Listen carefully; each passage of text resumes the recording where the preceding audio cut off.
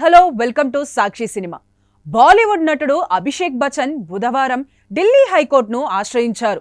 తన publicity, personality హక్కులకు రక్షణ కల్పించాలని న్యాయస్థానంలో పిటిషన్ వేశారు. కొన్ని వెబ్సైట్లు తన అనుమతి లేకుండా ఫోటోలు, వీడియోలు వాడుకుంటున్నాయని, వాటిని ఉపయోగించేందుకు వీలు లేకుండా ఆదేశాలు ఇవ్వాలని న్యాయస్థానాన్ని అభ్యర్థించారు. కొందరు వ్యక్తులు ఏఐతో అభిషేక్ ఫోటోలు క్రియేట్ చేసి అశ్లీల కామెంట్లకు ఉపయోగించుకుంటున్నట్లు ఆయన తరఫు న్యాయవాది ప్రవీణ్ కోర్టుకు తెలిపారు.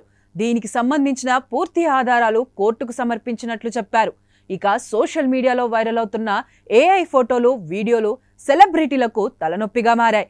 తాజాగా ఇదే విషయంపై అభిషేక్ సతీమణి నటి ఐశ్వర్యరాయ్ కూడా ఢిల్లీ హైకోర్టును ఆశ్రయించిన విషయం తెలిసిందే.